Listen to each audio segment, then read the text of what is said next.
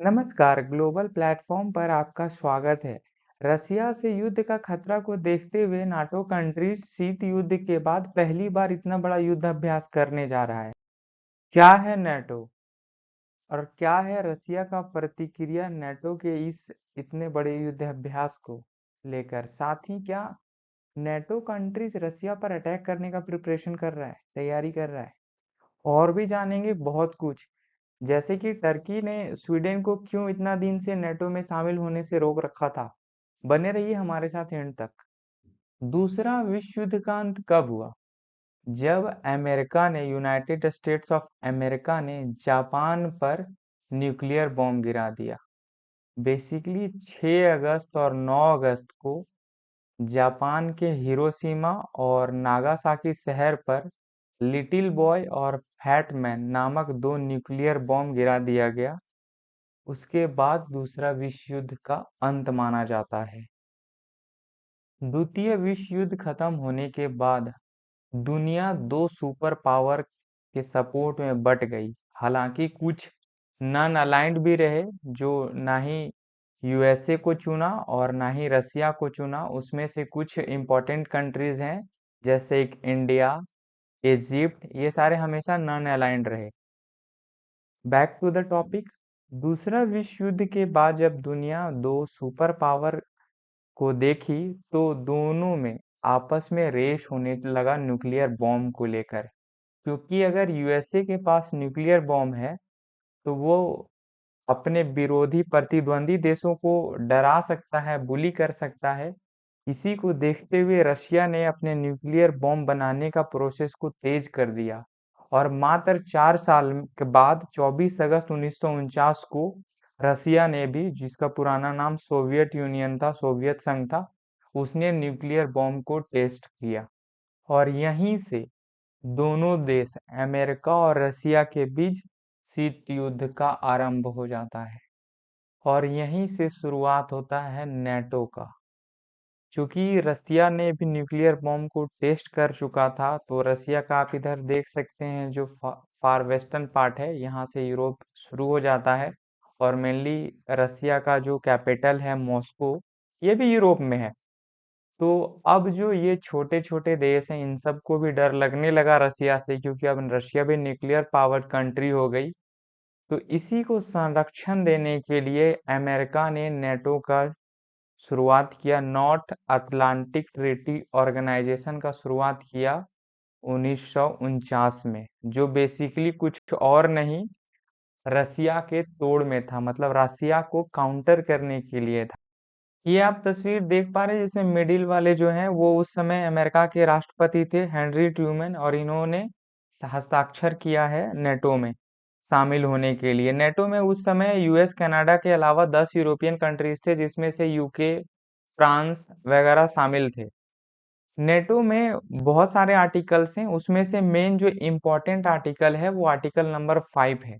उस article number 5 में स्पष्ट लिखा हुआ है कि नेटो में शामिल किसी भी देश पर अगर कोई बाहरी कंट्री जो नॉन नेटो है, नेटो देश नहीं है, वह अटैक करता है, तो नेटो के सारे कंट्रीज उस बाहरी देश पर अटैक बोल देगा। और बेसिकली जो यह ट्रीटी है, ये रसिया को माइंड में ध्यान रख के बनाया गया था, क्योंकि रसिया एक कम्युनिस्ट कंट्री है, वह लेनिनिज्म को फॉलो करता है, तो वो थोड़ा विस्तारवादी नीति को भी फॉलो करता है। रिसेंटली हमने देखा भी था, जब सब साल 2014 था, तो यूक्रेन का एक पार्ट है क्रीमिया, जिसे रसिया ने कब्जा लिया था। तो रसिया, चाइना, ये सारा विस्तारवादी नीति को फॉलो करता है। तो इस ट्रीटी को बनाया ही गया था इसी बात को ध्यान में रखते हुए कि अगर कल रसिया एक्सपैंड करता है अपने आप को पोलैंड, जर्मनी तरफ, तो उस पर अटैक करने के लिए किया जाएगा। रसिया, चलिए एक बार हम लोग वर्ल्ड मैप पर देख लेते हैं कि नाटो का हेडक्वार्टर कहाँ पर है। तो ये है भारत, और हम लोग जा रहे हैं भारत से वेस्ट, और ये है बेल्जियम, और बेल्जियम के कैपिटल ब्रुसेल्स में नाटो का हेडक्वार्टर है। नेटो के ब्रीफ हिस्ट्री जानने के बाद आइए हम लोग अब देखते हैं नेटो से रिलेटेड कुछ जो नया करंट डेवलपमेंट और न्यूज़ है उसको। ये आप टाइम्स नाउ का आर्टिकल देख रहे हैं, जिसमें कवर किया गया है कि NATO with 90,000 forces launch biggest military drill since cold war. शीत युद्ध के बाद पहली बार नेटो 90,000 सैनिकों के साथ युद्ध अभ्यास कर रहा है। सेम न्यूज को रिटर्स ने भी कवर किया है और सेम न्यूज को ग्लोबल टाइम्स ने भी कवर किया है। अब एक चीज आप नोटिस कर रहे हैं, हर जगह लिखा हुआ है सिंस कोल्ड वॉर, मतलब शीत युद्ध के बाद। मतलब शीत युद्ध का समापन कब हो गया? 1991 में, 1991 में शीत युद्ध समाप्त हो गया, जब यूएसएसआर टूट गया और उसी का सक्सेसर स्टेट मॉडर्न टाइम में रशिया बना, और साथ ही 14-15 और नए देश बन गए। तो जब 1991 में यूएसएसआर टूट गया तो माना जाता है कि शीत युद्ध का अंत हो गया। तो 1988 में एक ऐसा ही मिलिट्री ड्रिल किया गया था नेटो कंट्रीज के द्वारा, जिसमें 1,25,000 मिलिट्री पार्टिसिपेट किए थे। इसीलिए सभी न्यूज मीडिया आर्टिकल्स में कवर किया जा रहा है कि कोल्ड वॉर के बाद, मतलब कोल्ड वॉर के पहले, जब 1988 में इतना बड़ा युद्ध अभ्यास किया गया था। साथ ही एक चीज आपको और बता दें कि यह युद्ध अभ्यास 24 जनवरी 2024 से लेकर 31 मई 2024 तक चलेगा। इस युद्ध अभ्यास में 50 से अधिक समुद्री जहाज शामिल हैं। उन समुद्री जहाज में बहुत सारे एयरक्राफ्ट कैरियर भी शामिल हैं और कुछ डिस्ट्रॉयर्स भी शामिल हैं। साथ ही 80 एयरक्राफ्ट हैं, जिसमें फाइटर जेट्स और हेलीकॉप्टर हैं, और 133 से अधिक टैंक्स भी शामिल हैं।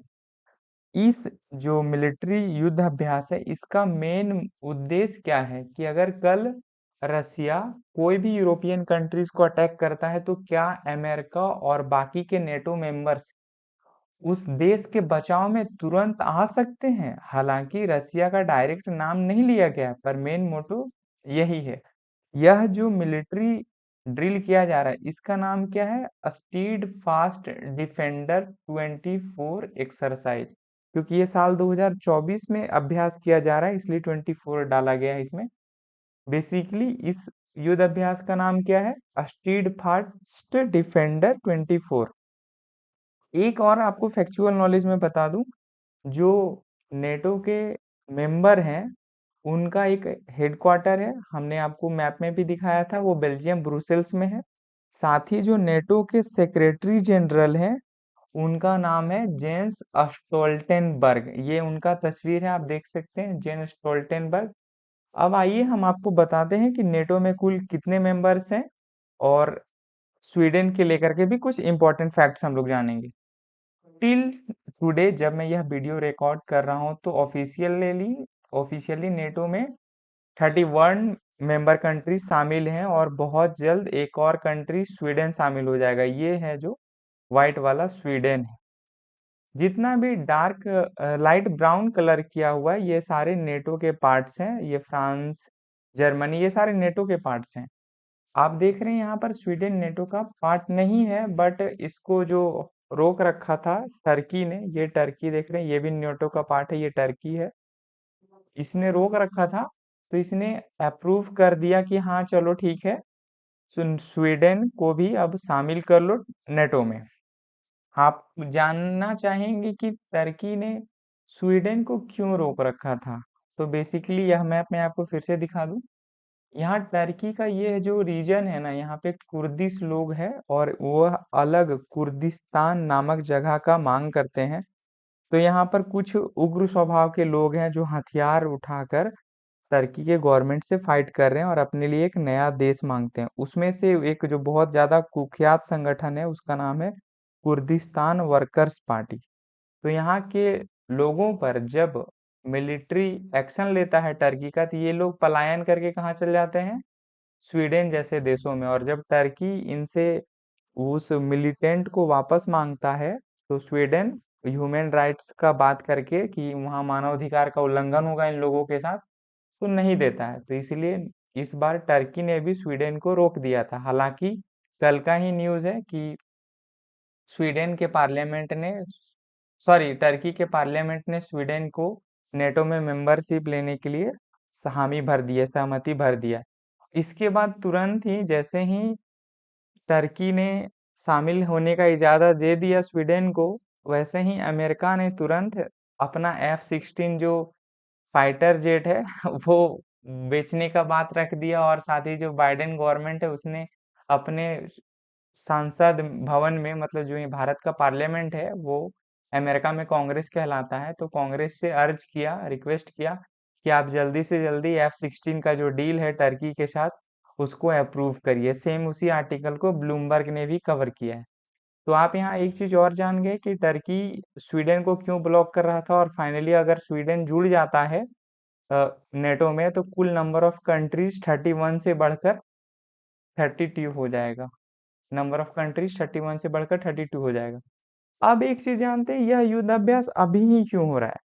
क्योंकि साल 2024 तो एकदम इलेक्शन ईयर रहने वाले हैं, चुनाव के साल रहने वाले हैं, और बहुत ज्यादा प्रगाढ़ संभावना है कि डोनाल्ड ट्रंप पावर में आ जाएंगे।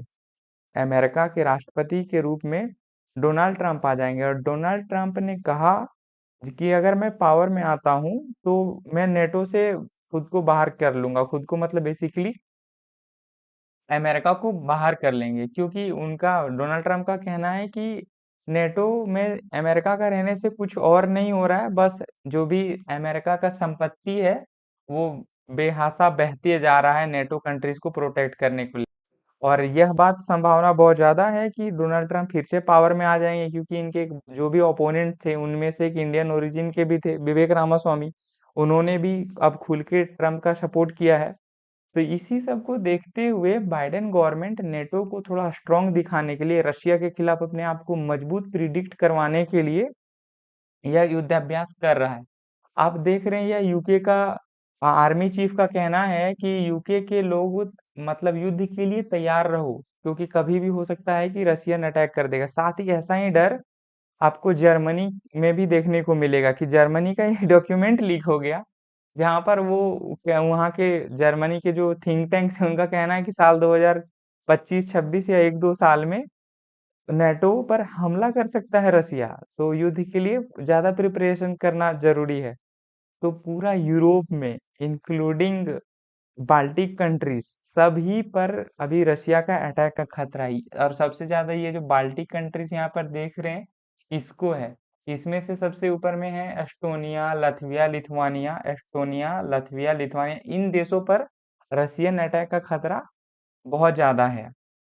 देखते हैं क्या होता है। लेकिन जब रशियन मीडिया से ये सारे पूछे गए तो जो वहाँ के विदेश मंत्री हैं सरगेई लेवरोव, उन्होंने साफ कहा कि अगर किसी भी तरीके से इतना हेवी मिलिट्री ड्रिल किया जा रहा है रसिया के इतने मुहाने पर आकर के, तो वह कुछ और नहीं बस रसिया को उकसा रहा है युद्ध को लेकर के। और जहां तक मैंने आपको बताया कि यूके और साथ ही जो जर्मनी सारा क्लेम कर रहा है कि रशियन अटैक कर देगा, रशिया अटैक कर देगा बेसिकली हम सब पर, तो उसको लेकर के पुतिन ने कहा था कि ये जो भी लोग कह रहे हैं जर्मनी यूके की रशिया अटैक कर देगा, बेसिकली इसको नॉनसेंस कहा कि ये तो बेतुका बातें हैं। हम मतलब रसिया और बेसिकली व्लादिमीर पुतिन अटैक करना नहीं चाहता है या नहीं करेगा। बट हम लोग बहुत अच्छे से जानते हैं कि पुतिन के स्टेटमेंट पे बहुत ज्यादा भरोसा नहीं किया जा सकता है, क्योंकि जब 24 फरवरी 2022 को यूक्रेन पर अटैक करा पुतिन ने या बेसिकली रशिया ने, तो भी उसने कहा था कि हम यूक्रेन पे अटैक नहीं करने जा रहे हैं, बस ऐसे ही एक्सरसाइज कर रहे हैं। और फाइनली एक मैसिव अटैक लॉन्च कर दिया गया। क्या आपको लगता है कि आगे यह वॉर एक्सटेंड कर जाएगा, या बेसिकली आपको लगता है कि यह जो मिलिट्री ड्रिल कर रहा है नेटो, यह बेसिकली अपना मसल्स को दिखा रहा है, पावर को दिखा रहा है, या फिर रशिया को प्रोवोक कर रहा है, उकसा रहा है? आप क्या मानते हैं? अपना विचार कमेंट में रखिएगा। This is end of the video, और यह न्यूज इन ट्रांजिशन है। अगर इस पर कुछ मेजर डेवलपमेंट सामने आता है तो हम आपको उस विषय पर अपडेट कर देंगे।